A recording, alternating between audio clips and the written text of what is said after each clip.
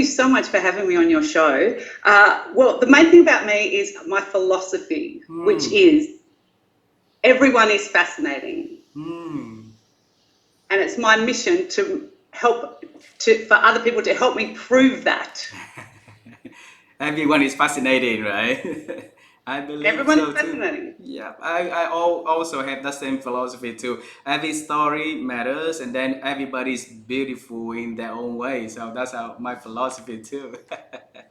Yeah, except often it's quite hidden. And what the places, how it gets hidden from what I see most in my work is that people put on a professional persona. And so they want to have authority and then they speak in a very boring tone and they say very intellectual, complicated things with jargon and big words, and everyone gets bored and doesn't listen. And people might think that they have authority, but they don't care because people do business with people. Yep. So the person gets hidden under this professionalism, and I think communication has really moved from that slick professional corporate to a conversation, and people don't trust all that big government, big business, big corporations. They don't trust it. So, but they do business with people. So if you can go from all that performance thing into a conversation, then people will want to do business with you, and also it's easier and more fun. Yes, I believe so too. And then, the beautiful about great communication is build great relationships, right? So at the end of every amazing career, when we go into the retirement, what left for us is how many people that we can have in our network of, in a circle. And that's the beauty of life to me. It's not the title that we are having, but how the relationship can last. Dale, I'm gonna bring you all the way back into when you was young, all right? And then I first, I would like to know when you was a little girl, what did you dream to become one day?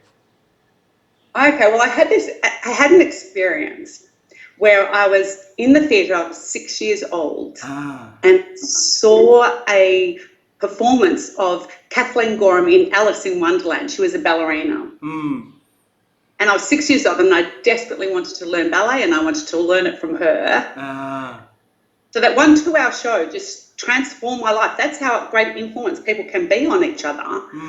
And so then I became a dancer and then I became an actor for 20 years and now I'm doing this. So at 6 years old, you saw her performance, and then you would want to become one day to become an actor, the actress, right? And then you went to London for the performance, the performance art school. Is that correct? And then Yes, that's and then right. how that journey coming after that? Please tell us more. We want to hear from you. Okay, well, I was really, in the beginning, I was really terrified. I was really scared of acting because, look, you've got a really big chance of making an idiot of yourself, trying to pretend to be someone else, I mean, you can look like an idiot pretty easy. And I used to be really, really terrified, but I was very determined. So I just kept at it. And then I realized that when I was the most scared, I did my best work. Oh, really? So I kind of made friends with my fears, and so that changed everything. And yeah, look, I've been really blessed because I've played a lot of baddies, and they're the most interesting roles as an actor. So I've played an assassin in Mission Impossible, the series, and I played a transsexual in Colin Carpenter, and then some goodies, cops as well. So lots of different things. But what I found was that a lot of people think that with acting that you're pretending, but really, you're a great actor. You're actually looking for the truth in the character. So you're really playing yourself from a different viewpoint. So you have to immerse you onto the role.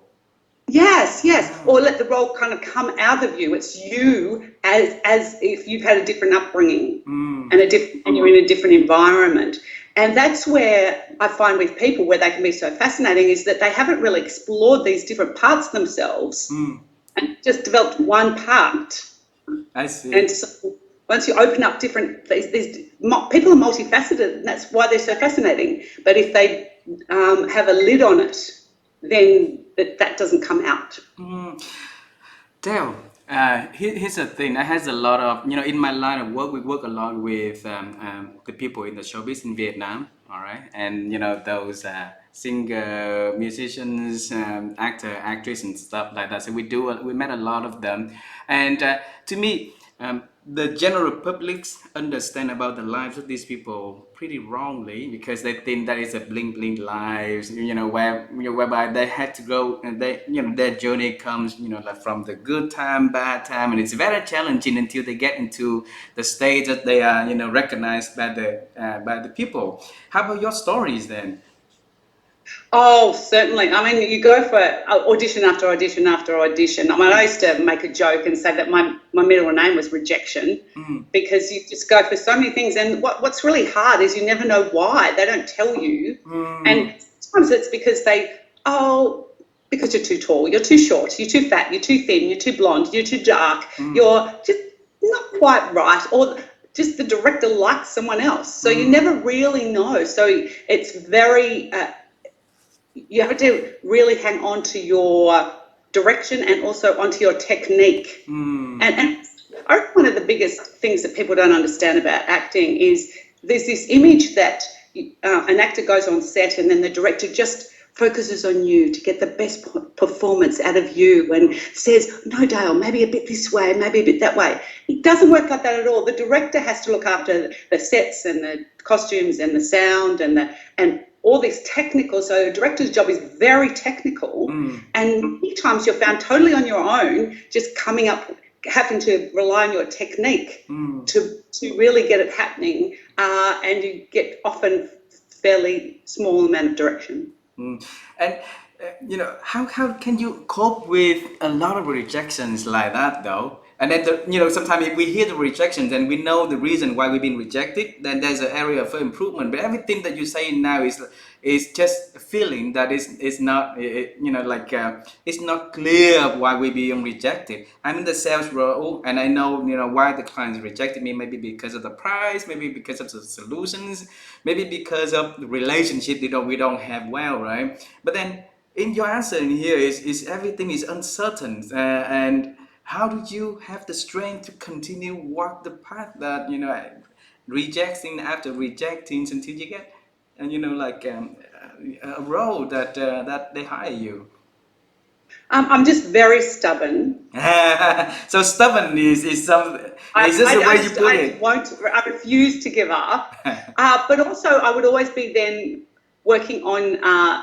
So you can't trust. Like anything, you actually can't trust external things that happen. People get promotions over other people, people get contracts over other people, all sorts of stuff happens. But what you can, and my ballet teacher taught me this, is that if you work on your craft, you can get better.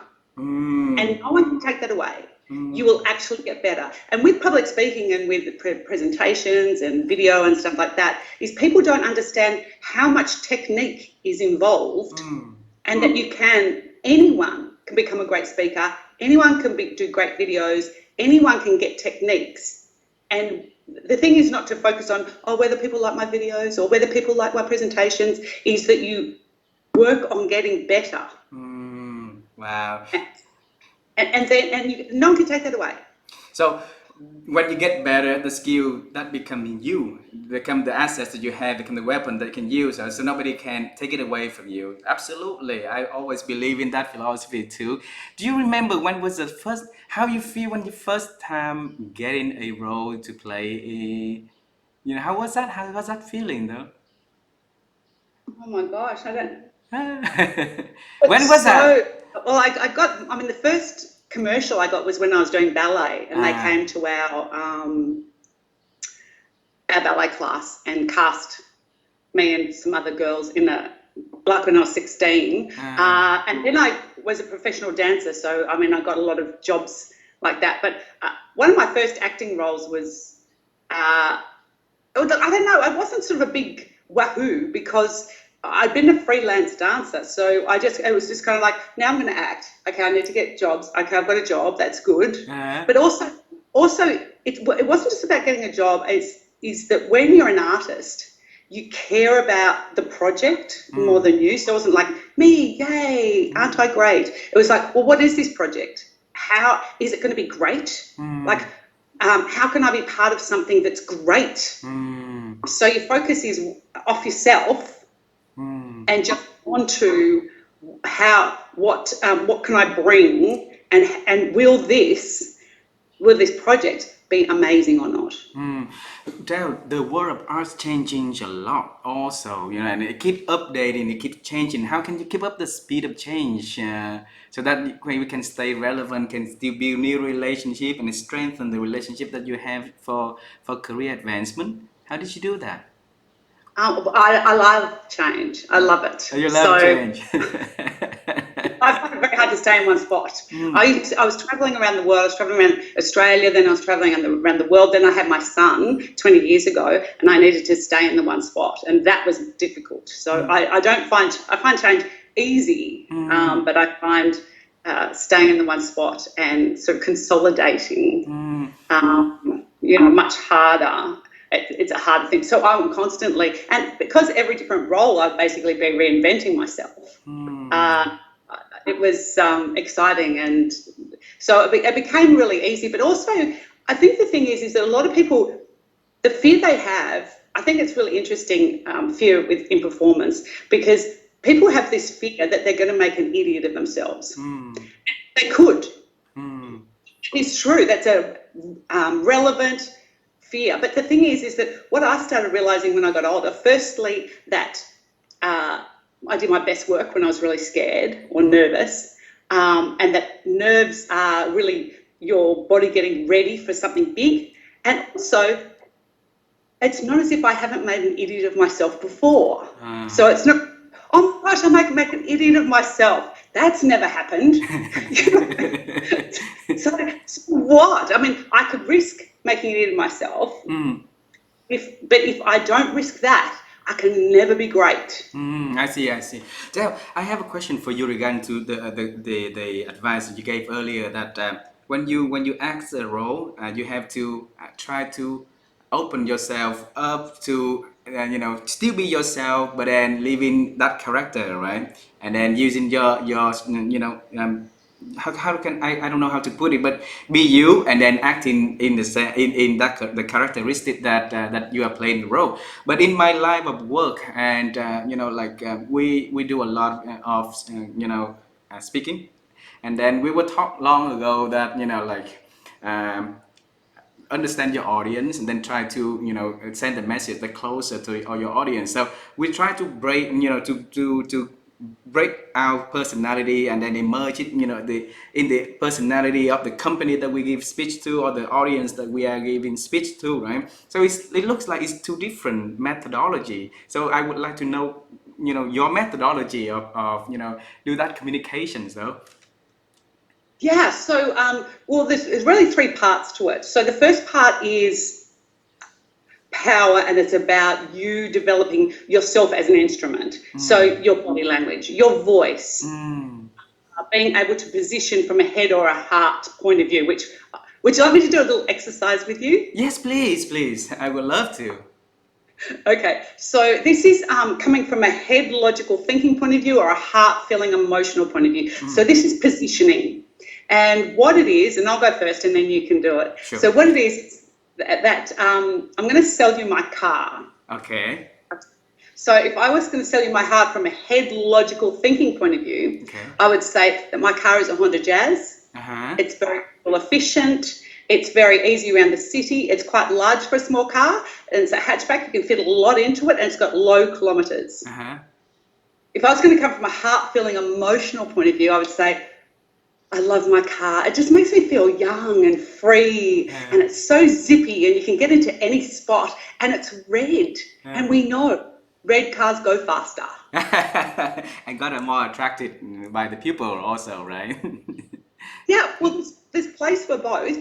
often professionals don't come from the heart, or sometimes people come from the heart too much and don't. So you get authority and accessibility. So you need to have like the stats and the facts and do that, but you also need to have the emotional part as well. And if you are conscious of both, it means that you can lift one or the other if you feel like people aren't taking you seriously or don't really like you that much. You can, or you don't feel the emotional connection. So you can do. So now your turn. Sell me your car.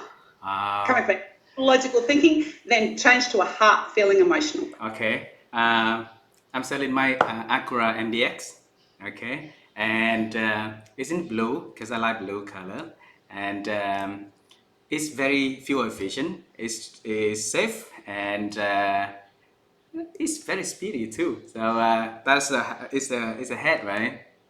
Yes, our And heart feeling emotional. the hard feeling is it's been with us for about 10 years, and then when we moved from America, that's the one of the two assets that we bring back to Vietnam.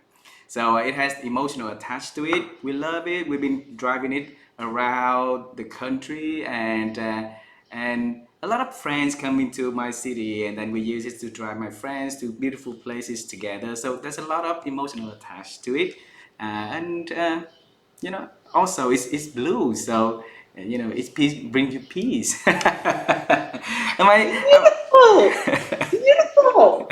Thank you for the exercise, though. But see how different. And so, if you're selling something, Yes. you can choose to come from one part or the other. Now, that's one thing about speaking that I also attending a lot of you know, like webinar or live event sessions, and I see one of the things that a lot of speakers for you know, fail of mastery is how to use, you know, when to do the head and when to do the use the heart, though, because you know, sometimes they gave speech, and then the audience not engaging at all, but they didn't even know how to, you know, that twisted moment to change from the head to the heart or the heart to the head. Can you advise on that so that we can, you know, we can help them to find out, hey, you know, change your strategy, and you know, and then rehook the audience again? Okay, so coming from the head or the heart, using your voice, changing the pitch of your voice, the volume of your voice, the pausing, your body language, all these things are things which you should be training.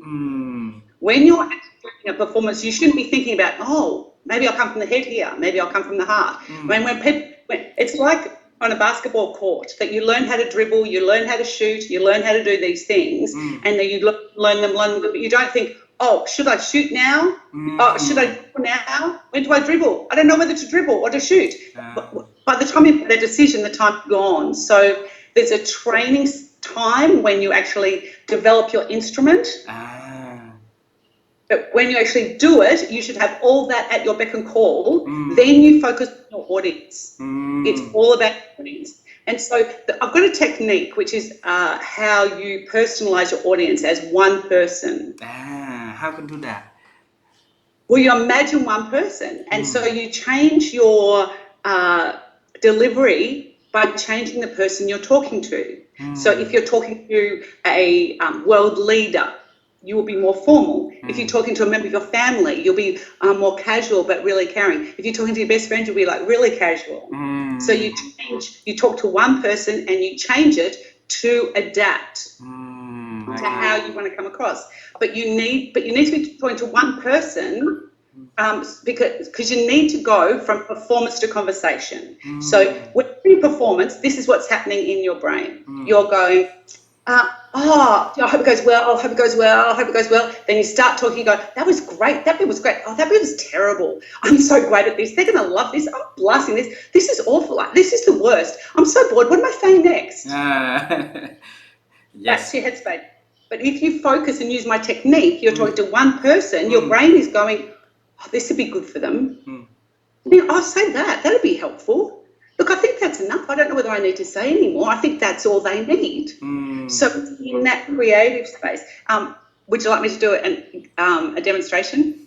Definitely, please. Okay, so this is going from performance to conversations. So if I were had a big group of people and I was talking about pausing, okay? So if I was doing a performance, I could say, pausing is so important. When you pause, the other person has a chance to hear what you're saying. And it's really important for you because it means that your brain has a chance to be able to work itself out, and you'll be you'll come across more intelligent. If I'm doing conversation, I would say, if you pause, the other person has a chance to hear what you're saying and absorb it. And you have a chance for your brain to organize all your thoughts. Wow, I totally see the differences. So get the training so that you have all the instruments, all the weapons ready, so that you can always choose what weapons you use to bring the best out of the conversation. And that's the job that you are doing, right? Yes. So that what brings me to the next question is in your career. Because as a freelance actor, I think that I saw on your profile that it stopped in 2003. Is it, or you still doing the performance now? No, because I had my son. Ah. I had my son in 2002. So yeah, then I devoted my life many years to him, and then I started to gradually build my business up. Wow, that's where we would want to stay. So what happened back then in 2003 that you have so many things that you can change, and so many career that you can decide to become, right? So why chose a career in communications and help people to improve in conversations, though? Well, look, way before, probably decades before, and look, I think my my career is kind of I don't know, little sparks, I guess. So the ballet and everything started with the performance that I saw. I mean, I went to uni once because someone came over and they were enrolling, and I'd actually deferred, and so I went off to uni because they came over. So and with all this coaching, I just had an idea one day. I just thought, it just came to me. I thought, I think acting techniques would be really good for people. I think it'd be really helpful if people had these techniques. And so then I had my son. I thought about it again. I thought, I think this would be really helpful for people. And a friend of mine, she said, well, go do it then. And so she, this group of people, and there was a corporate trainer, there was a physical trainer, a psychologist, a sales guy, and a business owner, and a guy who had a film company. And I got them together in this room. I just did these different exercises, and it worked straight away. So that is that's how you started to do, invest onto being a professional coaching for people to have compelling conversation, right? And then how's life after that? How's life, changing from, professional actors onto, like an international coach on communication? Yeah, well, it was really, I kind of went here, there, and everywhere. So I suppose, look, I'm not a great strategist, really.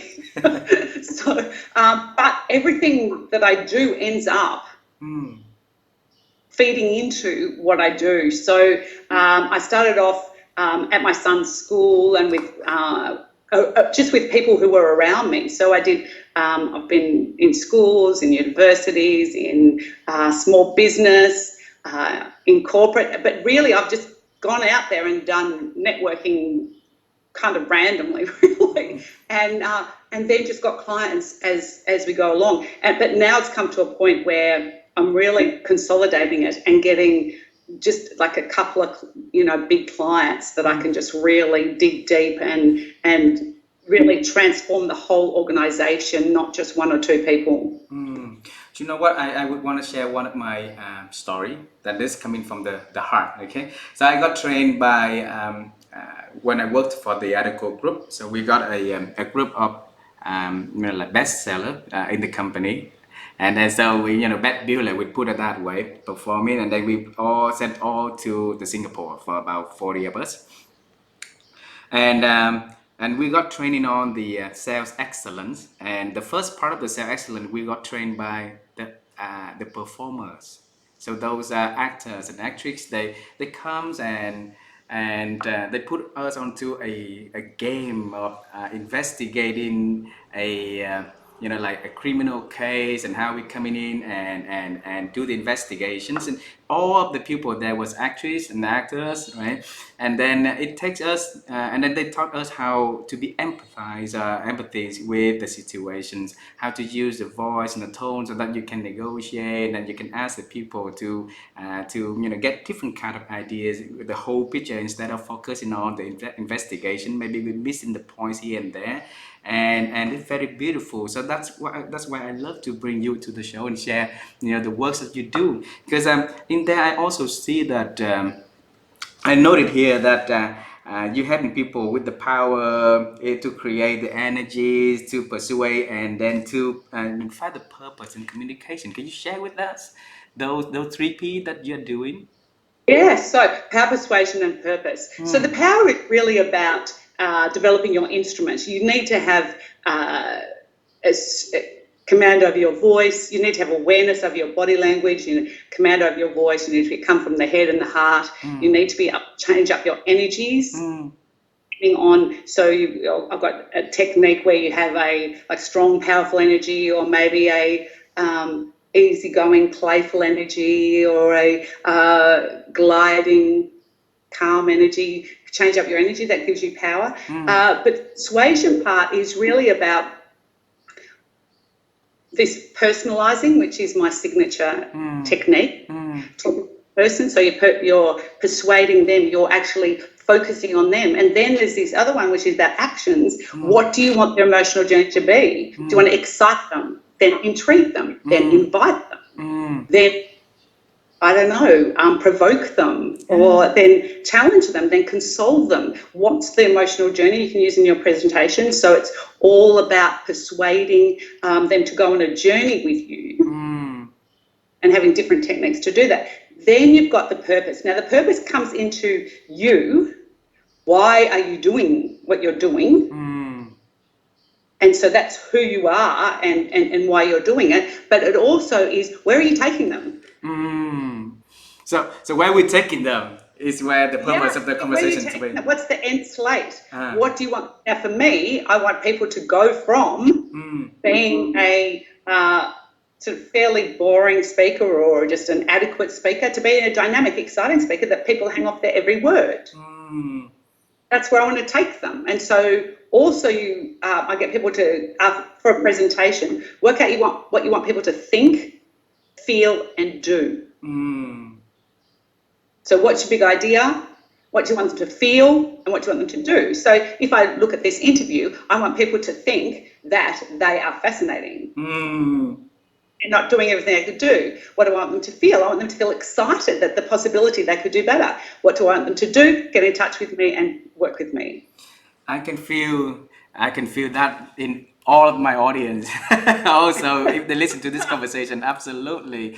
Dale, I have a question. I look at your profile and I saw that there was a time that you do in FBI hosted negotiator also. Is that the work that you've been doing also? Was that? No, it's what I've been studying. So Chris Voss. Yes. Is a FBI. Have you heard of him? I heard of him. I'm going to have him into the show also. Yeah. Oh gosh, yeah, he's unbelievable. Yeah. And one of the things I've listened to a lot of his videos. I've read his book. I'm a big fan, and his book is Knockout. That's Never Split the Difference. Yes. Magnificent book. One of the things where I relate to him is that he was a beat cop, then he was the top FBI hostage negotiator, and he went to Harvard thinking that maybe they could, teach him something, but it really was the reverse. That because he learned in practical sense what he did had to work, he was able to teach them. And I find that a bit with me, because sometimes when I work with people who have done a lot of change management, or Deloitte's and McKinsey's and MBAs and all this academic stuff, I can learn from them, but I find that they are really happy to learn from me, because what I do has to work. I've got, it either works or it doesn't. People are great speakers after I've worked with them, or they're not. Yes. So I can really relate to him. But one thing that he does, which I really like, is he talks about, and you can ask him about this when you interview him. Yep. So he talks about, that the old-fashioned thing was to get everyone to say yes, yes, yes, yes, yes, and then they say, okay, give me $1 million, and they say yes. Into it, yes, that. Well, he says no. He said it's easier for people to say no. Because people say no, because, and when they say yes, there's 3 different types of yes. They can say, yes, yes, and they mean no. They can say, and they're going to change their mind later, or they can say yes and be committed. So if they say yes, it's really quite irrelevant. But he trains you to be able to say no. So for instance, if I had this situation where a guy I'd worked with, I'd see it in a prayer breakfast, and the guy that who was the keynote speaker, knew someone who I wanted to be in touch with, and him along the day, and so I was going to ask him to introduce us, and I could have said, could you please introduce me to this executive? He probably would have gone, yeah, I guess. That kind of yes, right? He probably would have gone, yeah, I guess, okay, I suppose she was helpful. But I said, would it be too much to ask if you introduced me? And he went, no trouble at all. Wow, that's a power of questioning, right? Yes, exactly.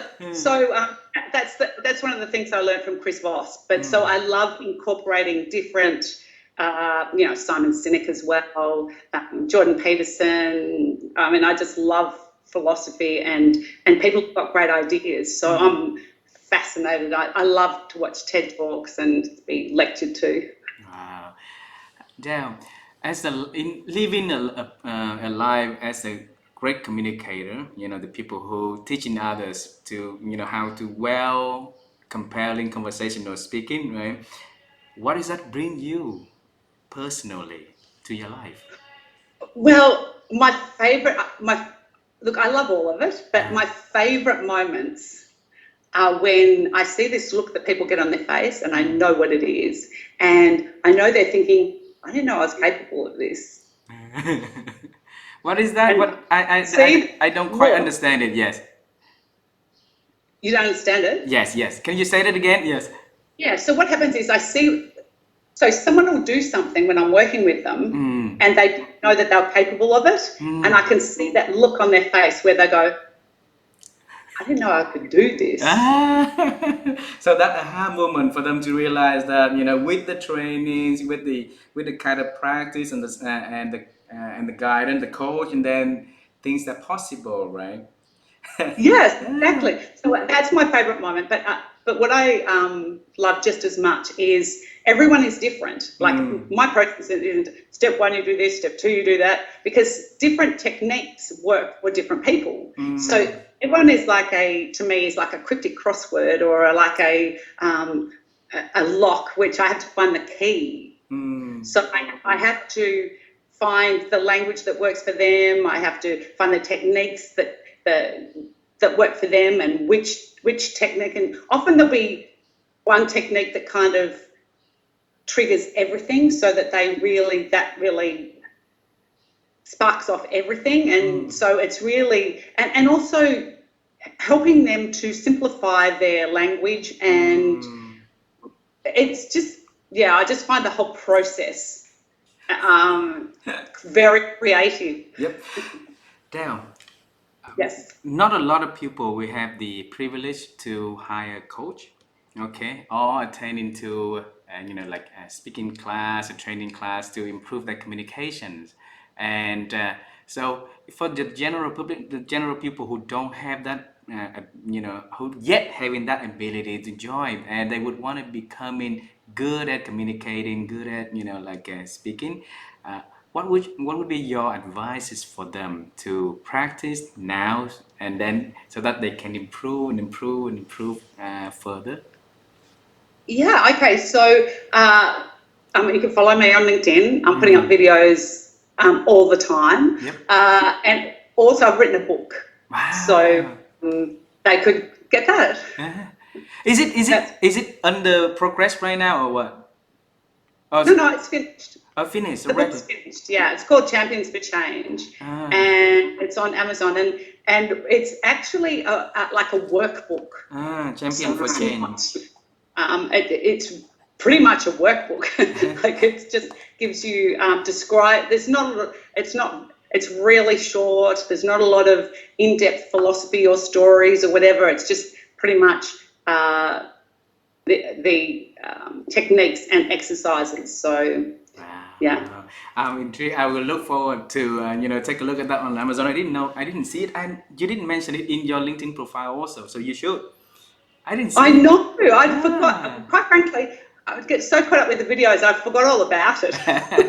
So Vivian, my wife, and I have two things to do. One is to look at your book on Amazon and take a look at it. The second one is to go into the TV series Mission Impossible and watching you in the role of the assassinator, and then who left the scene behind. So that, right. Yeah, I'll send you the link to my show reel. Sure, sure. And then thank you so much for doing that. Dale, I really enjoyed the conversation today. I really admire what you've been doing, and I love the energy that you bring to the conversations, and I really admiring all the works that you do.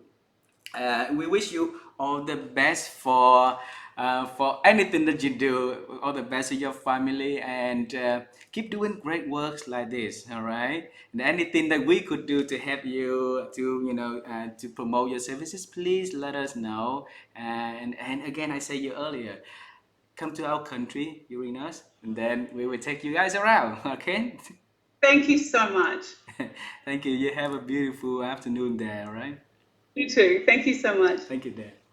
Bye Thanks. bye. Bye.